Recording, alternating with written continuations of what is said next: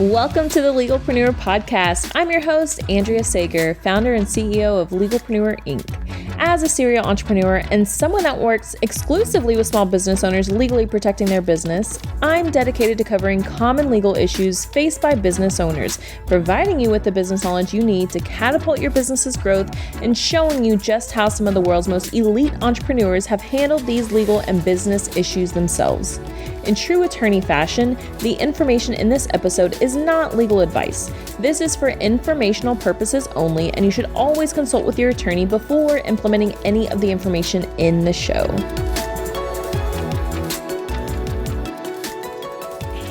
Hey, welcome back to the Legalpreneur Podcast. I am going to come with you today on a journey about healing and something that happened to me very recently that I feel very called to share. So this is just something very personal that happened to me, and I want to share it because I just want to remind you guys to always be healing, always be working on yourself, because what I have found, and I think I've mentioned this before, is the more that we heal personally, the more we improve in business, and the better our business performs. And I think it speaks to how much blockage we've had inside of us, that as we heal, it's getting unblocked and it just allows things to flow more easily. Go back and listen to my episode with Melissa Lapidus. She's been basically my coach that has helped me navigate getting out of my marriage and healing and doing all the things since leaving my marriage. Last week at the mall, I had my very first panic attack, in public. And I think honestly, my first panic attack ever. And I went with a friend who was going with me to Cincinnati for an event from my law school. Well, my friend and I had gone to the mall basically a year ago, and I kind of had some anxiety around it, and it wasn't that bad, but it happened. I noticed it. I was like, hey, I'm feeling really anxious about this. And he basically assured me, he's like, I'm fine. Don't worry about it. And then what I learned from that first experience was that it was all stemming from my ex-husband.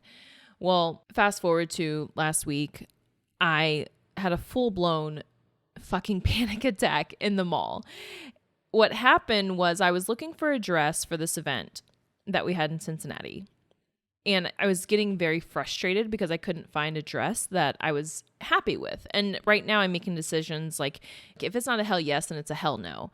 And nothing made me feel like it was a hell yes. And I was getting frustrated. Well, I think it was a third or fourth store, and he was just sitting out, he was sitting in the mall. I was in a store and I walked out, and just all of a sudden my heart started pounding very, very quickly. And I told him, I was like, I'm feeling very anxious right now. And then I just start breathing very heavily. And I literally just see and feel the walls coming in on me. And he's talking me through it. He's like, Andrea, I'm fine. Don't worry about me. Don't worry. I'm fine. And I told him, I feel like you're about to blow up at me and get really angry at me. And he said, Andrea, I am fine. I'm not going to do that right now. He was like, do you want me to? And I was like, absolutely not. But this all stemmed from my ex-husband. And you can imagine, since that day, I literally have just been diving into why that happened and why this happened. So when I was a kid, I loved going to the mall. Me and my dad would go to the mall every other Friday, and normally he had a Dillard's credit card, so we would go and pay the Dillard's credit card bill at the mall. That was the old school way to do it. You couldn't do it online. So we would go on Fridays or whatever, go pay the bill, and then we would walk the mall. And we would get a pretzel and an icy. And this is one of my most cherished times as a kid. Well, then I decided to get married to somebody that didn't enjoy the mall like I did. And so I associated going to the mall with somebody that I enjoy spending time with, somebody that I love. I associated that and wanted to spend that time with my ex-husband. And he didn't enjoy going to the mall, but I wanted to spend time with him. So there were times where he would go, and it was fucking awful. I mean, and I'm like trying to fight back the tears right now because I feel like this is very healing for me to even talk about this. But basically, I remember going to the mall with my ex-husband and him always telling me like, get in, get out. There's no browsing, like no looking around, which I loved to do as a kid. We would just window shop because I don't come from money. We didn't have money. So we would just window shop. And so that was the thing, like, oh, let's window shop and dream about our future. My dad was always down for that. My ex-husband, not so much. He thought it was stupid. He thought it would not amount to anything. And he's like, this is stupid. We're never going to be able to afford this, blah, blah, blah, blah, blah. Well, so long story short, I began having anxiety around the mall, but I didn't realize it until very recently. And when I tell you my ex-husband would like be in the worst mood, he wouldn't talk to me for like the rest of the day after we would go to the mall. And I would like be in a store and look at something, and I would have to like look at him to be like, oh, does he look upset right now? Oh, okay. He looks upset. So we just need to leave. So we would just leave. And it was just a whole fucking shit show. And I didn't realize until last week that I stopped going to the mall and browsing. And even going by myself, I've never had like anxiety or a panic attack around being at the mall by myself.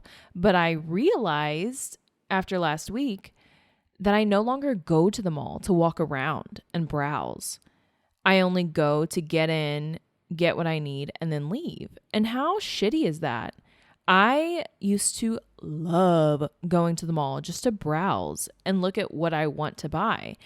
But I clearly see myself and remember myself going to the mall by myself before last week and starting to look around, but then I would talk myself out of it. I would just say to myself, oh, I really don't need it.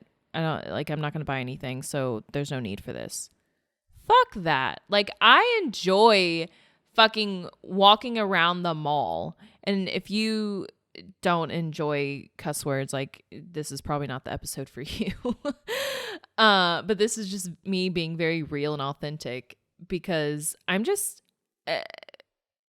I think since last week I realized that my ex-husband affected me a lot more than I realized initially.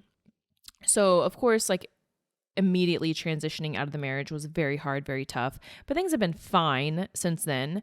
But now I'm realizing, wow, I'm really fucked up from that. Like so many things that I used to enjoy doing, I stopped because my ex-husband didn't enjoy that, or he didn't want to do this or didn't want to that. So I stopped enjoying those things as well. So I know I keep like dragging on, like, what's the lesson here, Andrea?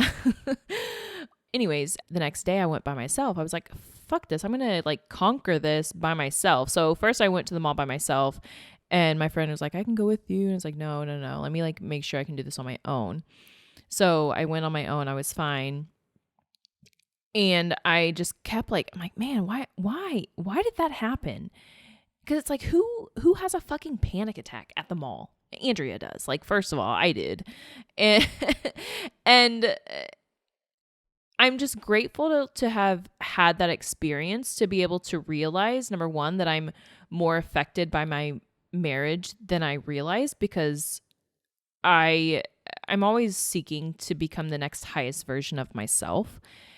And now I know obviously there's way more things that I need to work on and work on healing.